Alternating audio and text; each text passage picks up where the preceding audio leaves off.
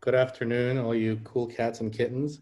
Thank you guys for coming, and welcome to the summer edition of Genome Startup Days virtual meetup. My name is Ivan Liachko. I'm CEO and founder of Phase Genomics in Seattle. This is our second virtual meetup, and we're really excited to have you join us today and hear some more stories and insights from our local genomic startups leaders and an investor from Washington State. For those of you who are here for the first time, this event is part of a larger Genome Startup Day initiative that we run, we sort of organized around here, along with a number of fellow startup leaders who share our commitment to growing a more sort of thriving and supportive genomics startup community around the state, the Seattle area, as well as abroad. And what we really hope to achieve with this series of events is to highlight the more human elements of running and building startups. You guys hear a lot about startups raising money and either saving or destroying the world, but we also think it's very important to hear from the actual people that found them and run them, because in the end, it's a super personal endeavor. And these kinds of sort of human stories, are really important, especially at times like today, when we're all getting pummeled by coronavirus. So, with that, we have two startups today, as well as Will Canastero from WRF. I will back out. I won't be actively taking part this time.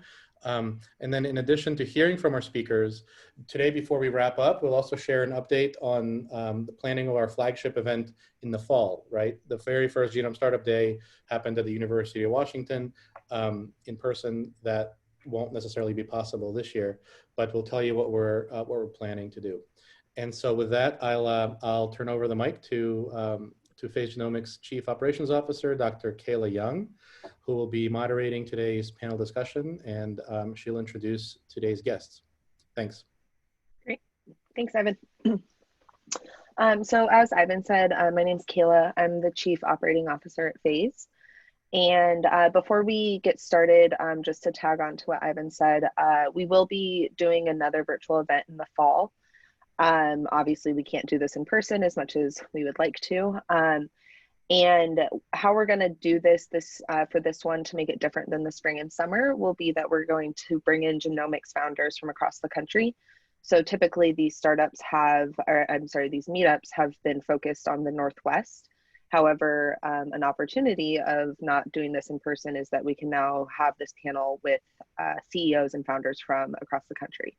So we're still working on the details, but keep your eyes peeled for more information on that. If you're on Twitter, follow Genome Startup Day, and we do updates there, as well as if you go to genomestartupday.com and subscribe to the newsletter, you can get that information. I feel like if I was on Instagram, it'd be like a swipe up to subscribe.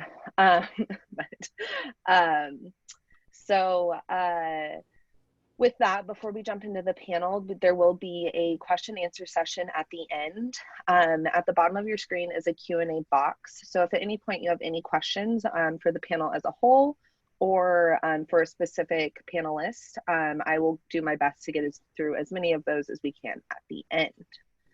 So again, thank you for joining us. Thank you to our panelists. The theme for today's meetup is strategies for success in a pandemic world. And we appreciate our guests, David, Will, Jordan, and Paul, for joining us to share their lessons on agility, resilience, and navigating their businesses through this pretty wild time. So let's just start off with some introductions before we jump into the conversation. So starting with David, can you each introduce yourself? Tell us a bit about your company or your role at the company, yeah, that's it. Hi, so my name is David Younger. I'm the co-founder and CEO of A-Alpha Bio. We are a drug discovery seed stage company based in Seattle, Washington. So we currently are based in Flucall, the incubator space that's owned and operated by CoMotion at the University of Washington.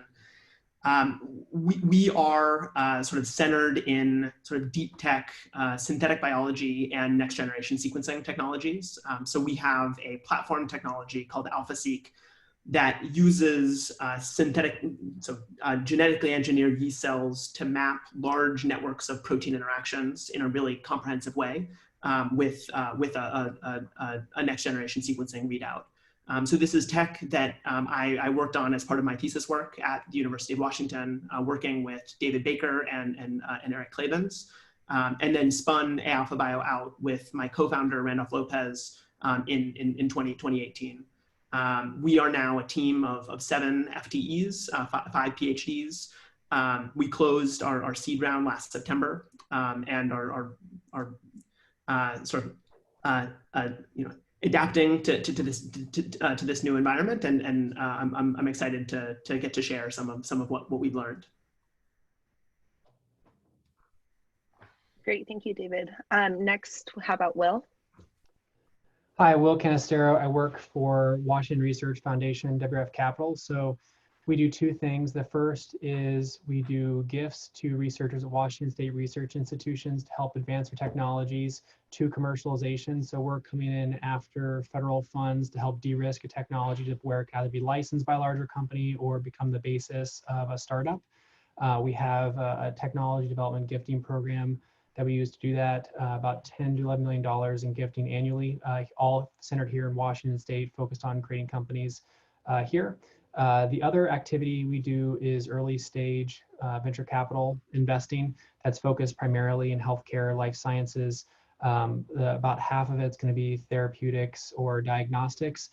Phase Genomics is a company in our portfolio, and the investing is focused on companies with a connection to a Washington State research institution. So those licensing out IP from WSU or UW for HCL Children's, and all our investments are here in Washington State, about 40 companies in our portfolio. So we come in really early. We have a good chance to do diligence with our gifting and to see how teams perform, and come in alongside angels in the early rounds and hopefully help coach and move teams along to where they can get up to the further rounds of venture funding. So great, thank you. And last but not least, Jordan and Paul. I'm Jordan Zager. I'm the co-founder and CEO of Dewey Scientific. We are a company working on sort of demystifying the cannabis genome and how it interacts through breeding pipelines. You know, we work in an industry where there's such tremendous genetic diversity in the crop that it's just very, very, very difficult to understand for most of the breeders that are out there. So we're working with companies on improving their genetic offerings, as well as developing new technologies within the cannabis industry. Yeah, and my name is Paul Mihalyov. Started up Dewey with Jordan about 2 years ago, and yeah, it's been a wild ride. It's been really fun. Mostly, what we're trying to do is stabilize the genetics that are out there, because the crop has not had advanced breeding methods being used in the past couple decades. Then there's a lot of room for improvement. There's a lot of potential genetic gain to be had. So we've been having a lot of fun doing it, and thanks for inviting us to this webinar. Of course. And you're in Pullman, is that correct? That's right, yeah, we're coming to you from Pullman, Washington. Great. Yep. And how can you hear us with these masks on, by the way? Is it a little muffled? It's a little muffled, but it's clear though, like it's fine. Okay, great. I was looking for the audience participation, and I realized we can only see the panelists' faces. Great. Well, thank you again for all being here. It's nice to have a variety of types of companies, as well as that funding efforts, and an investor point of view is always helpful. So to start off this discussion, I think just a good place to start and set the foundation for it is if you can each discuss what the greatest challenge you've faced in this pandemic has been. And either, you know, I realize, Will, it's a little different for you. So whether that's the companies you invest in or how you're investing. And, you know, and if you've had solutions and, you know, kind of what's worked. So with that, why don't we start with Will? yeah, so we had in our process, we screen companies and evaluate them, and we make an investment. In some cases, we'll lead an investment. So when this was all coming around, we had a couple companies which were at the point of we had a term sheet down, we're making an investment, had to syndicate that with others. And so that's a very active process for us, where we're trying to find other investors and share the story with them and get them excited about it. And at the stage we're operating at, a lot of the people that are going to come into those investments are angel investors here in the community, writing smaller size checks relative to other VCs. And all, overnight, those folks stopped doing angel investing, and we're taking a really conservative approach to see how things shook out. So we had to immediately pivot to how we're going to fill those rounds out, because we want to make sure that the companies that we want to make an investment in, we think there's good potential for growth, are able to close that round and then finish financing and then move on to the real business of the company, which is growing and expanding their products. So that involved a bunch of different creative strategies. We brought some corporates in earlier than we normally would, talks to VCs. Some VCs that wouldn't typically write seed stage checks, we had to convince them that it was worth the effort to have a company in their portfolio at a smaller scale. So even from the VC side, especially on the early stage deals, there's been some changes in terms of how people are trying to put those together. So we were able to close both of the ones that we had active, and I think probably in a stronger position than we were before. So that was good news, but the same plan that worked before didn't work in the new environment. So that's one example of how we've tried to adjust our practices to make sure we're still able to work with the companies we want to. Awesome, thank you. David, do you want to go next? Yeah. So I think the most immediate and the sort of biggest challenge was shutdown of facilities. So when there were the initial lockdown orders, we were locked out of our lab, and that clearly slowed things down a lot. And the issues were really twofold. So one is that we weren't able to make the progress that we were planning on making. And that is challenging, but it's pretty easy to have a conversation with a partner and say, all right, everyone in the world is dealing with this. We have to understand that timelines are going to be a little slower. I think what actually ended up being much more challenging was figuring out how to keep the team engaged.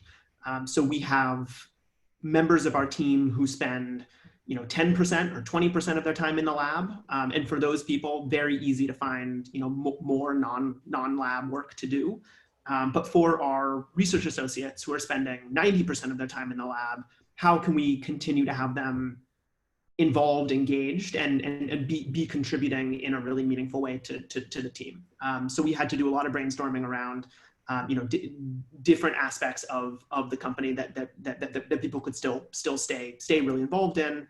That has to some extent been alleviated. So we're now at about 75% capacity in the lab. And so, people who are used to spending most of their time in the lab are back to spending most of their time in the lab.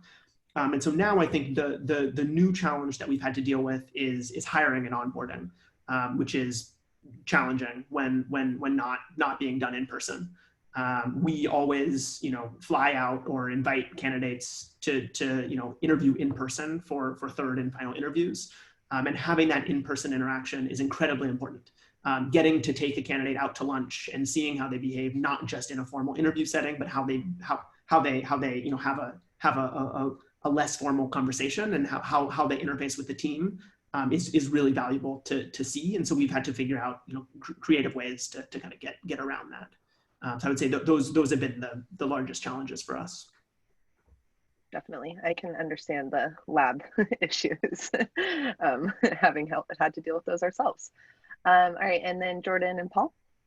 Yeah, initially it was the stay-at-home order. It was a little difficult for us. We're a growth stage company, and we had to more or less limit ourselves to 4 people at our facility at a time. We currently have close to 15 employees, so it was a lot of work from home. But a lot of what we do is hands-on.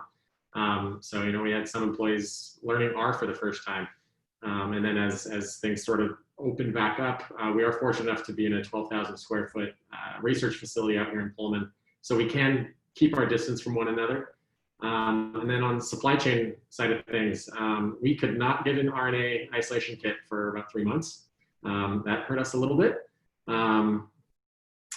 And then yeah, the final thing is in-person meetings have just diminished. You know, a lot of our business partnerships were forged with face-to-face meetings, shaking hands, having meals, and you know, now we're doing it on Zoom, so it's a lot less personal.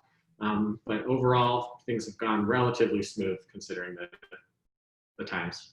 Yeah, I think the in-person meetings is a big one, you know, especially with investor relations and then just other business partners, you know, to kind of gauge how serious somebody is in interacting with you. It means a lot for someone to come out and visit us in Eastern Washington. We're in the middle of nowhere. So we know if we can get an in-person meeting that they are very interested in us. Versus now, it's just like, you know, half a dozen Zoom calls a day. It's really hard to distinguish, you know, what the intentions are for getting on the phone versus driving all the way out to our facility. Yeah, that's a great point. I mean, since we happen to have an investor on the call, Will, would you have any like comments or things that you've seen from, you know, companies you're looking at that's worked well, or, you know, any sort of thing to add on to that? Because that seems like a very big issue if you're fundraising. Yeah, so you know, we work across the state. So I used to do trips out to Pullman or Spokane on occasion. Now we're not able to do that. I'd say that the same general philosophy in terms of, you know, going through introductions and networks is still what works.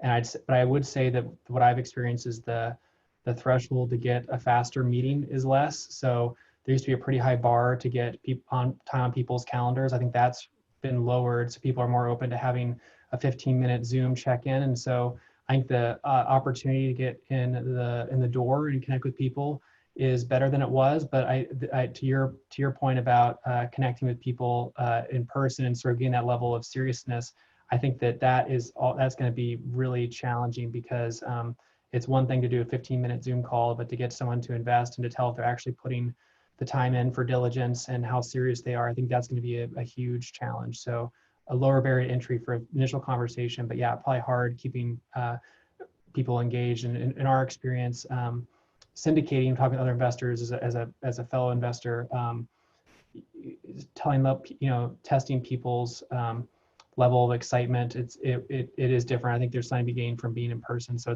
nothing's going to replicate that, but I have appreciated how much easier it is to get on the phone with people I've met before. So. Yeah, absolutely. Great. Thank you. Well, it's good to hear that everyone seems to be kind of on the upward trend of navigating some of these issues. However, I think I can attest to this from Phase, and I'm sure you as well, that these shifts in operations and challenges have changed, you know, and not necessarily changed, but altered and kind of shifted the business strategies that we're implementing. Have you seen this within your own companies where, you know, whether that's short or long-term strategies have evolved based on things that you've learned during this adaptive time? I guess like another way is maybe a silver lining of things maybe you've identified that have worked really well, or, you know, you've been able to cross-train employees in a new skill that they otherwise wouldn't have had, and now you kind of have a succession planning there. Anything, you know, kind of that sort that you've seen? And I'll just open end that.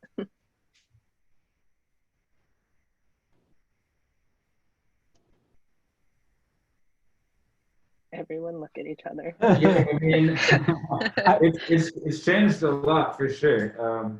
I think international relations is a big one. Not just supply chain issues coming over from Asia, but also just, you know, what companies tackle what sectors. All of a sudden, we can't even go to Canada. And so that really changes how people think about doing business and then strategize what kind of markets they're going to try to capture, because, you know, all of a sudden there's maybe room for people to start something up in the US because they can't get it internationally anymore. But I don't know if that's a short-term strategy or a long-term strategy, because you don't want to invest in something to capture the American market now when it's just going to open up in a year and then it's going to be over. So it's kind of tough. Yeah, absolutely. I'd say my job has turned more into throwing cold water on things, you know. So a lot of people, when things were getting shut down, they wanted to immediately pivot to have some product around it when it wasn't sort of naturally within the core expertise of the company. And so especially in like the therapeutic space, when your product's going to take 5 to 8 years to get onto the market. If people are looking for an application for some inflammatory condition or antiviral effects, and that a lot of times I thought was more distracting than good practice. And so the challenge is, this is going to have some period of time where things are shut down, and we're not exactly clear what things are going to look like when they open back up again. But there still will be a lot of the same clinical problems before as after. And so I think that trying to temper expectations about how strongly some of the companies pivot, especially if you have a longer term vision that's likely going to be there once things open up again. So trying to weather the storm in the meantime is the challenge, but not shifting all of your focus to one thing, which a lot of people are already really far along on.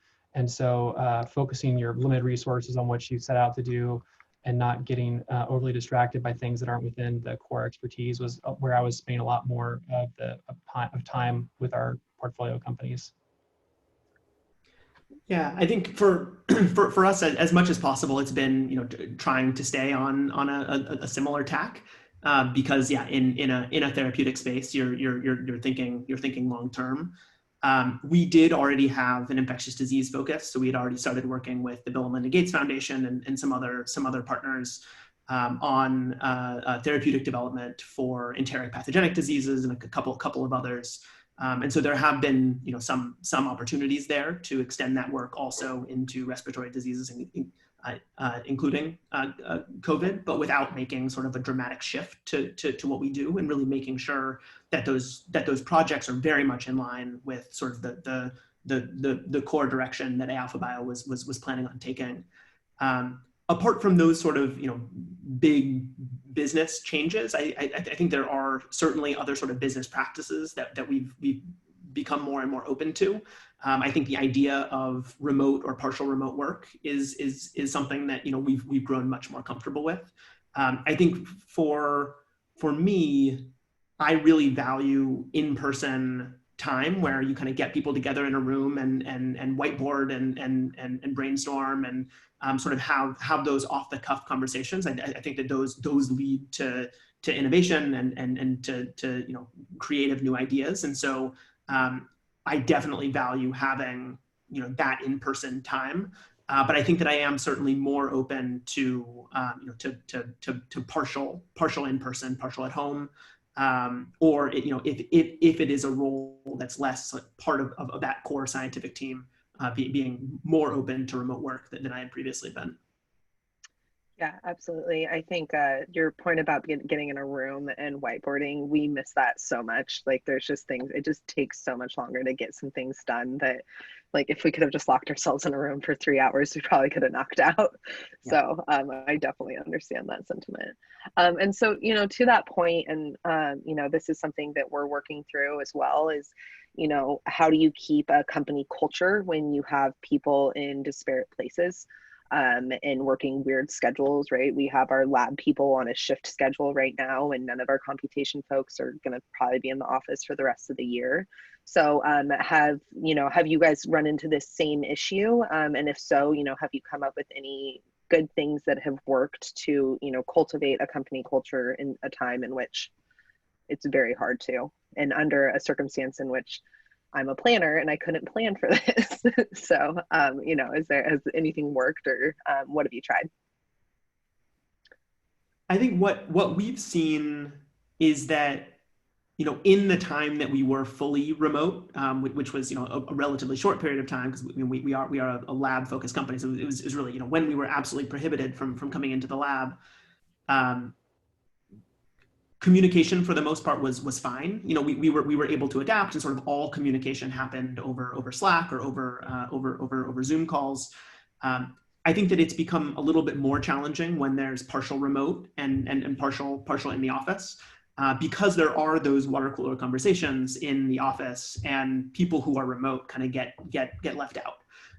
And so I think a lot of what we've done is really try to institutionalize really good communication practices and documentation practices, to make sure that, when there is a conversation happening that, people who are not present need to be looped in for, we sort of make sure that those people get looped in, and that, if someone is absent from a meeting, we have proper documentation so that someone can review and sort of understand why a decision was made.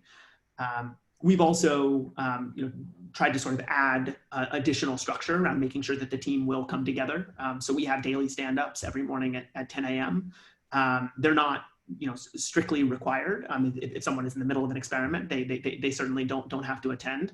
But it's a time for everyone to check in, get that face time, kind of go through with people about what dependencies they might have for that day's activities, and just sort of remind everyone that we're a community and we're all working together. Because I think when everyone is kind of working separately and you don't have those regular check-ins, it's easy to kind of lose sight of that team mentality. Yeah, absolutely. Jordan, do you guys have anything to add to that? Yeah, I just like to piggyback off that comment. In the early days, it was more or less morning Zooms and then afternoon follow-up calls to individuals. And as we returned, we're not meeting around the round table anymore. But we are shouting at each other from throughout our facility. But the big thing that COVID has shown us is how accountable are your employees? If I'm not there, watching what they're doing on a semi-regular basis or making sure they're getting their tasks done or even improving some processes, those that are accountable are really shining right now. And those that aren't, well, I don't see them too often. So they're still good. Yeah, and getting back to this company culture and how has COVID shifted it, it's crazy to try to manage the kind of general health and safety practices in your community when you only are responsible for doing this from 9 to 5 at the company. But what happens when your employees go home and they want to take a vacation? Are we as a company going to tell them that they can't take a vacation? Like that's crazy. Is it our place to do that? And we have no idea how to walk that line of trying to keep everyone safe in our company and be responsible in our guidelines while also not infringing on, their freedoms to do what they want when they go home. Yeah, that's a very solid point. I wholeheartedly agree. So I think, reminder to everyone listening, if you have any questions, to chime in. And I will jump to this question because it kind of is a level of this conversation as well, which is with, for us as a company, we pretty much exclusively rely on conferences to get in front of our customers. So that is a shift that we have seen of how do we, without just sending tons of spam, like how do we touch base with customers specifically early in a pipeline where they maybe don't know our technology and we're trying to educate them and trying to turn them into customers, right? So with that coming to us still, have you been able, and Jordan, Paul, you touched on this, like the difficulty with investor relations, but have you been able to connect with other partners or investors and customers that you maybe didn't know going into COVID? And if so, how did you do that? So I guess it's kind of a pseudo how do you run a company in a digital age question? Yeah, I think for us, I think we were at the last cannabis event before everything was really shut down. It was the last weekend of February. And so we got a lot of really good leads there. So we've been able to ride that momentum. And through that, we're now still getting tertiary leads from that conference. But in fact, our billings have gone up through COVID. Part of it is because the cannabis industry is deemed essential. Sales are up everywhere. But I think that the other part is companies that we work with that are more on the development of products or technologies to assist the cannabis industry rather than cannabis producers themselves. They have a lot more time to brainstorm ideas. And so they're able to reach out and we can get some good conversations going, although it's online. So, and I guess like the converse to that question for Will is, has WRF actually done investments in new companies that weren't identified pre-COVID? And if so, how did that come about? So so in my portfolio had 3 companies. So one started recently that are either have invested or are about to invest. One of them we started pre-COVID, had to finish off after the shutdown happened. We made our first investment in a company where it was entirely without a face-to-face event. and we're about to have our second. Some of those we knew members of the team. We're only investing in Washington state companies, and so there's only so many people. It's a pretty small group that are actually commercialization focused here, and so we know we have some level of connection there. But VC is a very it's personality driven, and there's a lot of benefit. There's a lot of weight put on in-person meetings, and so I think a lot of funders have had challenges trying to get their head around investing in a group that they haven't met, and they don't have that sense of trust in them. I mean, you're going into a very long relationship with the company if you invest, and so that's critical, making sure that you trust the people on the other side of the table. If you don't have that pre-existing relationship, that can become really challenging. But the actual process of diligence, all of that is remote. I mean, we don't have to be in person and inspect the lab. We look at the financial documents, look at their plans. We have a lot of Zoom calls, so we've been able to do that process. But we haven't had the same challenges as other investors that don't know anyone on the other side of the table from beforehand. So I think that is something that people are starting to get their heads around. If you're a VC, you raise funds for a certain period of time, you have to get that cash back. So the clock is ticking to put that money to work, and so they can take a little bit of time off, but they have to start writing checks again eventually, and so they're gonna have to get their heads around how to make that work. So I think that from a company's perspective, that working through existing contacts and networks just is still a way to go. There's not there's the bio partnering events that happen, or JP Morgan or others, but I still think people are really open to Zoom calls, and especially I think that having a mutual contact do the intros is more important now than ever, because you don't have the ability to meet in person. But we've managed to make it work on a couple investments, and so not to say it's as easy. I mean, you still have to get the whole companies, the whole foundation involved. So, but we've been able to do it. Great. So this is a attendee question, and Ivan, you've also asked it to answer, so make sure you're listening. So the question is, if you had to do it over again, would you launch your startup in today's world? If not, what elements would you need to feel safe in launching a company today? And similarly, Will, if you were to give advice to somebody who wanted to start a company today as an investor, what would that be? And anyone is welcome to take this first if an answer is jumping out at you. Starting a company is incredibly risky. So I don't know anyone that goes into it with a good sense of security. So there's a huge leap of faith. I think that the same questions that we apply now are the ones we applied before COVID in terms of the market and the customer. And do you understand what they're going to be paying for?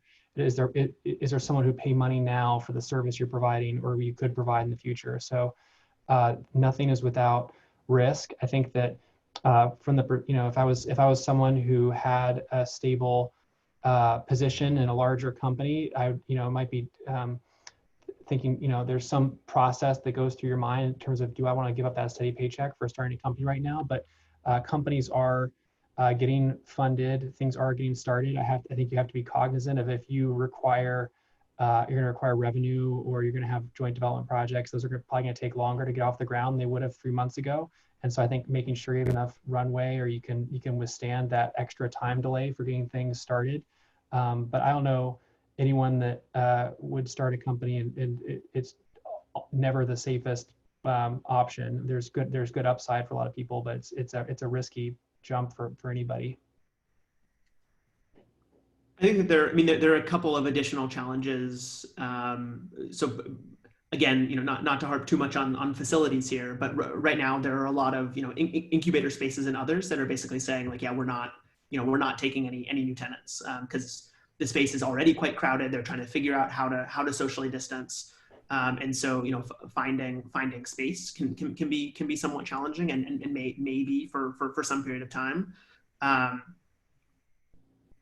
But yeah, I guess apart from some of those logistical challenges, yeah, I mean there is still an enormous demand. I think that if anything for the pharmaceutical industry, there is even more of a need in certain therapeutic areas. So not necessarily a bad time. I mean, one of the things we did our internal report. We were looking at funding across sectors, quarter by quarter. And biotech, through a lot of market swings, is relatively unresponsive to some of those changes, because you're planning really far out.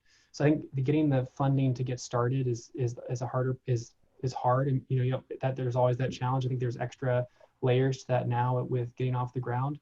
But notwithstanding angels, the angel investing environment is different now because people have their personal wealth they're trying to manage. But VCs are investing at similar levels quarter over quarter. It's surprising how little that's changed, actually. So I think that there is still opportunity here, and definitely the challenges open up new business models too.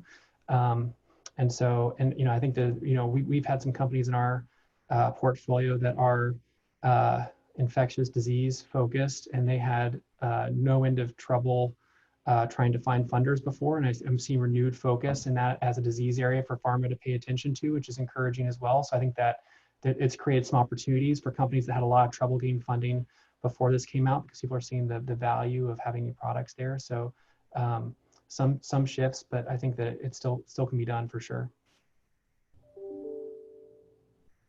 Yeah, I mean, certainly it just has to do with what industry you happen to get into. If you had just opened up a coffee shop, then I'm sure everyone is wishing that they had not done that. But for those that started up a coffee roasting and shipping company, then they're probably super happy and they would do it again. So it's kind of a coin flip as to whether or not your business was able to stay open and ride it out, or if you're just forced to shut down. Yep. My husband and I own a bar, so I know that pain all too well. Ivan, do you have anything to add? I mean, my answers are slightly redundant to what you guys already said. I would just say something more sentimental, like from the technical side, I feel like yes, it would be better if coronavirus wasn't around, but overall, just sort of being in the biotech space these days, like if you think of all the different innovations and like just the progress that's been made and how it's grown, I think there's no better time, despite the kind of the aberration that we're going through now. But overall, I feel like these are the best times to be a genomic scientist and spinning out these technologies and doing these kind of research projects and what have you. Biotech isn't going anywhere. Okay, so we have 4 minutes left, and I think we can get through one more question, which is around hiring practices. So their question specifically is, how has hiring been impacted in startups? And are you still looking for, or would you still be open to foreign hiring or remote hiring if somebody is able to stay remote? Yes, I mean, I think the biggest challenge for us for hiring has been sort of replicating that interview process, and getting a feel for whether someone would be a good culture fit without meeting them in person and having a chance to take them out to lunch and going through a whiteboarding exercise and figuring out how to do that with the team in a remote setting has been challenging. In terms of hiring someone from Canada or somewhere else, I mean, really, it depends on the role, right? If we're hiring a data scientist who doesn't need to be in person to do their work and to contribute, then would we make that hire with the expectation that that person would relocate when they can? Yeah, I don't think we would have any problem with that. If we're looking for someone who is going to need to get started in the lab right away because they're working on a particular project that we have ongoing, then obviously those logistics are more challenging. So I think it really depends on the position. Yeah, for us, we've made 2 hires, and we've done advanced interviews with a few others. The people we did hire were already here. We didn't need them to move across the country or anything. With some of the folks that we have interviewed, they are foreign. Specifically for this question, they are Canadian. And yeah, it makes us a little bit more hesitant. We don't know when borders are going to open up again, when work visas are going to be reissued. So for us, we're very, very hesitant. specifically for that. Now, not a lot of what we do can necessarily be done remotely, except for on the data analysis side of things. And unfortunately for candidates right now, we're not open in that area. Great. I would say, so just 2 cents from us. I mean, for us, we sort of, we paused hiring simply because we didn't know what was going to happen, what sort of apocalyptic consequences coronavirus was going to have, but things are actually looking pretty good these days. One of the things that I did learn through this is because half of our company, or even more than half of our company, is computational software, bioinformatics, that kind of stuff, is I'm now much more optimistic about the prospects of having computational sort of distant employees than I was before. I was worried how that's going to go when all your developers are somewhere and they don't see each other. But actually, it's been working great, and so I think I would be much less hesitant. At least on the software side. I mean, lab people still have to come to work, right? Like physically. But at least on the computational side, I think kind of money and strategic things aside, I would be much less worried about getting a distance hire, even if they were from another country, barring weird immigration stuff. But other than that. Great. So if you're one of those people, look for jobs across the country, bottom line. Well, great. Well, I want to be respectful of everyone's time, and it is 4:45. So thank you to all our panelists. This was really lovely and a great discussion. Really nice to meet you, Jordan and Paul, and hopefully someday it's in real life. Maybe we'll come out and see your huge facility because those don't exist in Seattle. And thank you to all the attendees. Like we said earlier, keep an eye out for our fall event. Follow us on Twitter or go to the website and subscribe. And thank you for your time. Have a great night and stay safe. Good night, everyone. Bye. Thank you.